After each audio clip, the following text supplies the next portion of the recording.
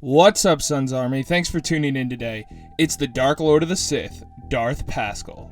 Today is part 1 in our series of videos where we are trying to find the greatest shooter ever. And the first game we are doing is released in 2005 for Windows and the original Xbox. Republic Commando. Darth Pascal doing a Star Wars video? Now that's shocking. Don't worry, the bear lived. As we review this game, we will split this review into a few categories, mainly focusing on single player, and then we will touch briefly on the multiplayer at the end. Okay, let's dive right into presentation. This game came out before Revenge of the Sith and was one of the darkest things Star Wars had ever done to that point. It was the beginning of a shift for Star Wars. It went from lighthearted to a more grim and dark atmosphere. It was kind of like salad, yummy, yummy, yummy, yummy, yummy, yummy fruit salad. I did my time and I went out, so a fuse of fame, it doesn't cut the soul. Right after the intro, you can tell right away they wanted to emulate Halo's atmosphere in a lot of ways, which isn't necessarily a bad thing. In fact, they put enough of their own spin on it to where it still seems fresh and original. Right off the bat, the soundtrack in the game makes it feel absolutely epic. I mean, just listen to the beginning of the theme music.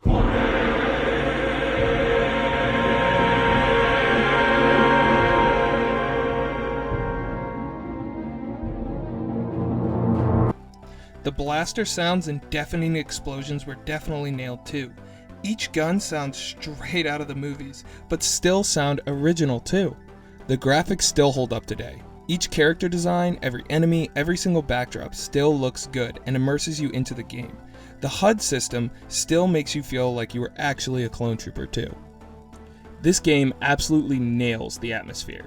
Even 14 years later, I still found myself feeling like an absolute bad man, or completely nervous and unsettled in other sections of the game. Nothing exists in media that immerses you this much into a Star Wars experience. Alright, let's move on to gameplay. Under gameplay, we're going to be talking about mechanics, the gunplay, and the squad gameplay. In basic mechanics, it's not very different overall from a typical shooter. Nothing stands out to really make you remember anything.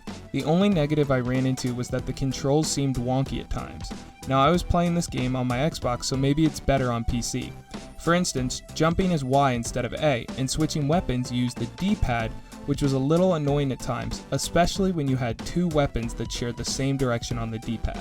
The last mechanic that was irritating was the lack of ammo, and for some weapons, the inability to see how much ammo remains in the gun. I was downed several infuriating times due to a lack of ammo or switching to a gun that was low on ammo, but I didn't even know the gun was low on ammo. My gun ran out, I died, and typically I screamed, "Paint my Dachshund pink!" Let's move on to the gunplay. The shooting in this game is super rewarding and fun. The guns are unique and each fire very differently. I had the most fun using the shotgun to shoot Fat Lizard down after Fat Lizard. The standard issue gun you have can switch between an assault rifle, a sniper rifle, and a rocket launcher. The ability to change the gun type on the same gun was an awesome and creative feature. I was confused by a couple of design choices in this game. For instance, you can aim down sights with some guns, but not all guns. This was before ADS was used in most games, so the fact that even some of the guns have this feature, I viewed as a positive instead of a negative.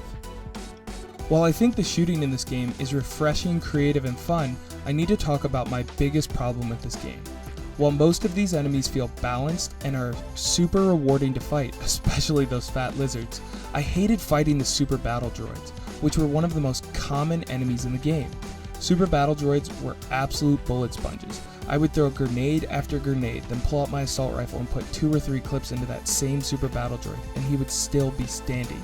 But they weren't the only enemy with this issue either.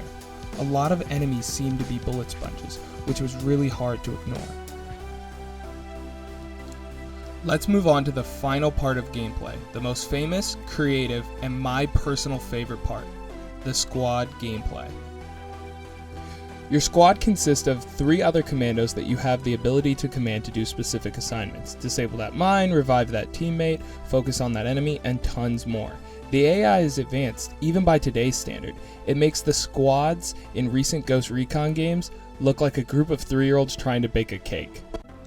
One of my favorite parts of this game is when your whole squad is down and you are fighting tons and tons of enemies just trying to survive. Sometimes you are just running for your life and BAM! You get blindsided by an enemy you didn't even see. Other times you can see them and you're like, yeah, I got this, I can take them, bring it on! Then boom! You're down for the count. Overall, the squad gameplay makes you think about how you want to take each engagement on, how you want to defend an area, and of course, when to back down from a fight when your entire team is down. It makes for intense fights, and this creative feature was refreshing even by today's standards. The squad gameplay is definitely this game's best feature. The last main category we want to talk about is kind of a combination of different miscellaneous categories, including story, characters, and overall fun factor.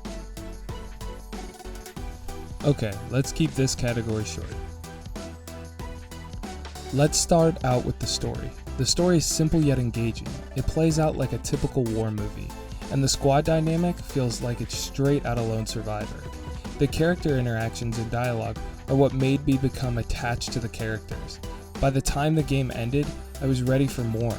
I wanted more stories from Delta Squad. I hope some way, somehow, Lucasfilm or EA continues their story. I would love to play a sequel where they are now a part of the Empire. One can dream though. Overall, this game, even though I had played it before, was one of the most fun and refreshing games I've played in years. However, when my squad did mess up, I usually reacted like this.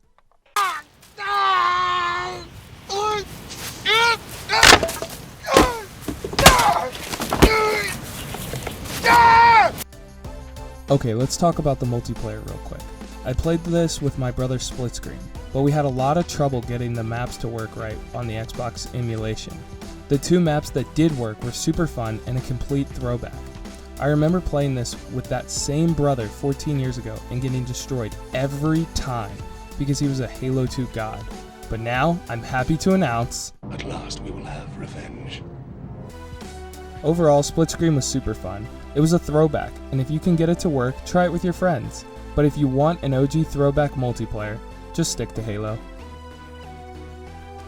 Okay, let's wrap this thing up. Republic Commando not only holds up, but has gotten better with age. It's like a fine wine. It was even better now than it was all those years ago. If you want a fun and a single player experience and missed Republic Commando, pick it up. Or go back and play it. Play it again. Since this is the first game we have actually done in this series, we can't put it on our list yet. Instead, I'm just going to give it a rating. I would give Republic Commando right now a 9 out of 10. Overall, this game was a super fun experience and holds up so well. I loved it, and it completely deserves a 9 out of 10. Alright Sons Army, you made it to the end of the video. If this is your first time, subscribe right here, or go ahead and watch one of our other videos. I know you can't see my hands, but I was pointing to them. Thanks guys for watching, and we'll see you next time. Headshot! Headshot!